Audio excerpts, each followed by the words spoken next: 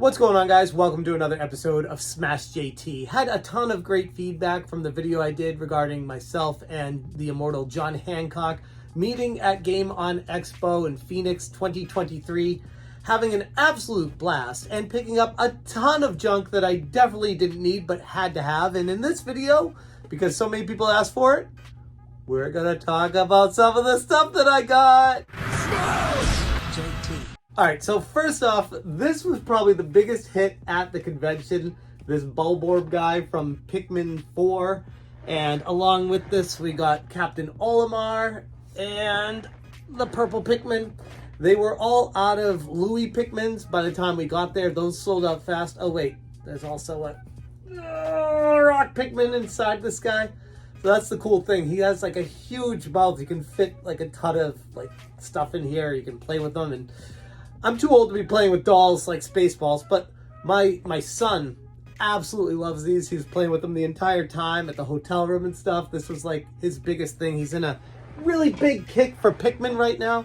So really enjoyed all these Pikmin dolls that we got at one of the booths. And like I said, this was one of the most popular things. We saw someone walking around with this Bulborb, and it was like $35, I think. And we're like, oh my god, we have to have that. And we went over there, and yeah, the Bulborb was $35, and he had like 8 of them left. And these guys, I think Olimar was 25, and then the Pikmin themselves were 20 each. But there's a good weight to them. It feels like there's beanbag stuff in here. It doesn't feel like just a stuffy. Like it's high quality stuff and really cool to look at. And obviously, like I said, for my son, really fun to play with. But this is what my son got. Let's talk about what I got. In my video, the immortal John Hancock, I talked about how he gave me this USB drive with a bunch of his ROMs on it for Atari and Genesis, and might be other systems on here. I got to double check on it, but looking forward to getting to this. Still sealed. I'll get to it, I promise, John. But I also purchased Block'em Sock'em, signed by the immortal John Hancock himself, with the instruction book, which I covered briefly yesterday. I said it was very short, but it does have the how to play. There's no staple in it, but it is an instruction book. It does say how to play, so it does qualify. And it is a neat piece of little nostalgia and gaming old school stuff to have that in there, along with the actual Genesis cart itself. So looking forward to trying this one out myself as well. And it's cool to have signed by the immortal John Hancock. Now, let's talk about some of the other stuff we got. First off, Mighty Fight Federation. This is from Premium Edition Games, and this was a On Expo exclusive. So had to keep this one. And I say keep because I didn't buy it. This was actually won in a raffle. When we attended the Game Junction podcast, my son had the raffle ticket to win this. So technically it's his, but it's sealed, and I don't think we're going to open it. It's limited to, I believe, what they say, 1,200 of these? Yeah. And it's individually labeled there. This is 0501 out of 1,200 of these, and yeah, it's pretty cool to have a con exclusive game, Mighty Fight Federation. It's time to get down.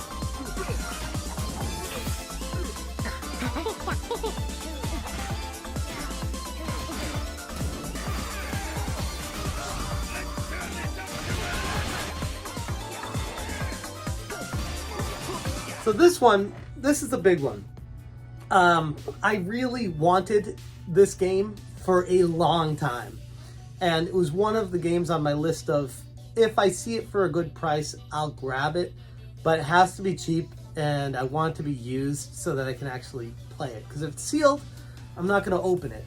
And unfortunately, it was sealed, and it was $130, but the guy at the booth was like, I see you eyeing that last story. I was like, yeah, I really want that game, but no, it's $130, it's too much.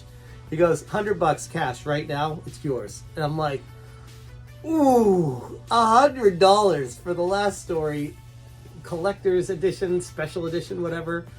I told him I'll think about it.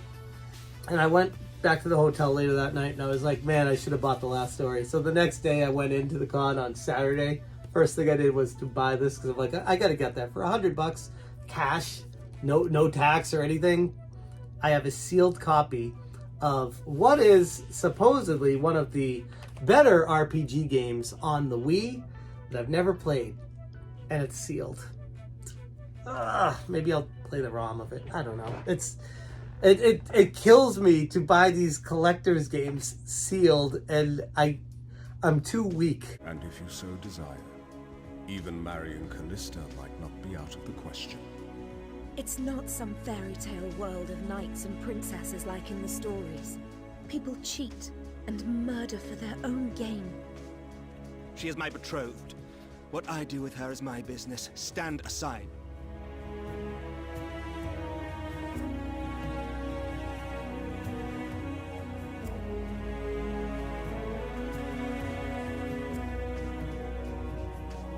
There is no freedom here, only treachery and deceit. I don't want you to live in a world like that. It's no dream. Follow me, and I swear I'll make knights out of all of you. I'll join them. Someday. Next up, I got Playing with Power, the Nintendo story. And this is written, directed, and produced by Jeremy Sneed and narrated by Sean Austin, Rudy himself. Signed by Brett Weiss, who is one of the people featured in this movie. And it's one of those movies that I've been meaning to get around to. And Brett Weiss was there selling them. I was like, oh, dude, I'll snag that from you right now. It was $25 and going to a good cause. My friend Brett Weiss, I was happy to buy it. This is going to be controversial and I'll get hate mail for this, but you want the truth? I'll give you the truth. While we're talking about Brett Weiss, I also bought one of his books. I mean, he is author Brett Weiss, and I wasn't going to go to the con and not buy one of his books. Like I said previously, I want to support him. I think he's a good dude and a good writer, no matter what other people might try to say about him. These books were so beautiful. I was looking at all of them. I was like, oh man, I don't want to buy like a case of books, but what's your favorite book? Which one do you like the most, Brett? And he's like, honestly, the 100 greatest console video games. Now, he said the oldest one was his favorite, but I'm more of a modern retro gamer, so the NES to N64 was more up my alley. And this one specifically goes through the 100 greatest games on consoles from 1988 to 1998 in no particular order. So you can just kind of put this on a coffee table or your game shelf, and when you're bored and just waiting for something, you just flip through it and read about what he has to say for specific games. And there's some games in here that I was like, oh, that's surprising. That's curious. I don't know if I would have put that in there. So I'm interested to read about what he has to say about them. Now, this book was put together by Brett and other people together, but it was mostly him, and he signed it here and wrote a little note saying, to Smash JT, you stay smashing, which is really cool. So thank you for that, Brett. And that was $35, $35 or $40. I don't remember.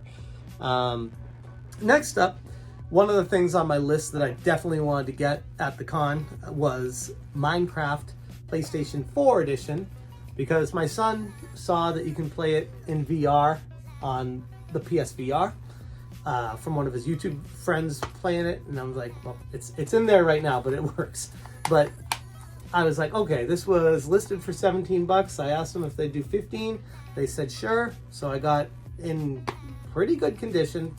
I don't know if it had an instruction book, probably not. None of these games really did, but comes complete with the case in good shape. And for $15 for Minecraft PS4 edition, I would definitely buy that, because I was looking online for this previously in the weeks leading up to it, and it was like $25 or $30 new, and I'm like, I don't want to spend $30 on Minecraft. I already own it 6 different ways from. So I was like, okay, we'll just get this one, $15. I'm okay with that. Next up, this one is, this is the fun thing about these, is every single one of these items has a story behind it. Now this one is from Evil Jared, Wizardry Productions. This was the LucasArts Dreamcast collection, and it has Maniac Mansion, which many of you know is my favorite game on the NES ever, and Day of the Tentacle, the sequel to it, Sam and Max Hit the Road, Loom, Zack McCracken, Dig, Monkey Island 1 and 2, Indiana Jones, Last Crusade, and Fate of Atlantis, and Full Throttle. All those games, all on a 2-disc set in here. It's still sealed, I haven't opened it yet. But Jared is awesome. I've known him for a very long time. Radical Reggie actually was the one that introduced me to him. And we got to talking for, God, we were there for, it felt like an hour, hour and a half, where I was just chilling with him at his booth, talking about YouTube, gaming, repros, stuff that he does. And this was listed for $50. He gave it to me. And I was like, that's amazing. Thank you, Jared. That was really, really kind of you. And this is definitely a game that I would be looking forward to be playing on my Dreamcast. He had a few of them there. He told me I could pick whichever one I wanted, and I definitely had to go with that one. Now this is a CD soundtrack from Ben, the audio guy from Sydney Hunter, the game that was part of Russ, Ben, and John Lester.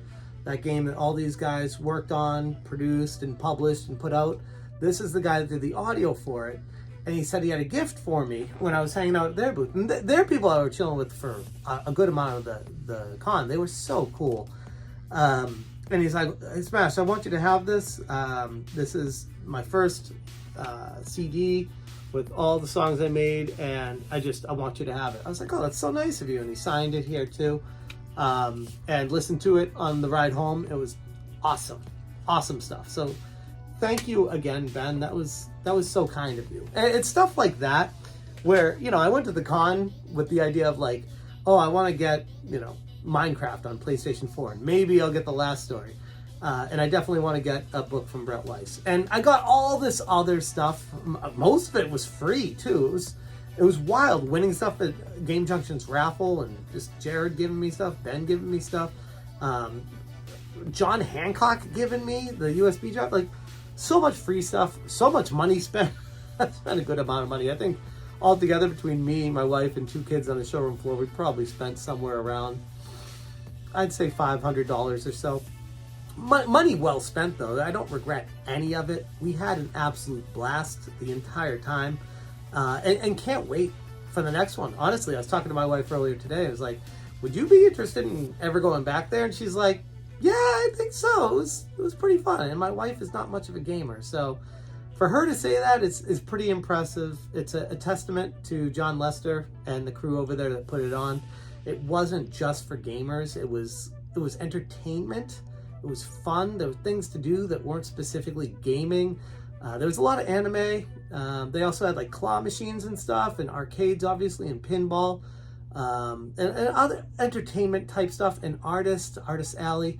So it was a lot of different stuff for different people to enjoy, and it wasn't just, oh, retro gaming NES games. It was far more than that, and honestly, it's kind of exciting to wonder what's going to be there next time. It's kind of a potpourri of fun games. So yeah, those are my pickups from Game On Expo 2023 that so many of you were asking to see. I don't typically do pickup videos on this channel, but I figured, you know, if that's what you want, I'm going to give it to you. So I'm going to leave it there. Thank you guys so much for watching. And as always, you stay smashing. Smash, change, smash, change,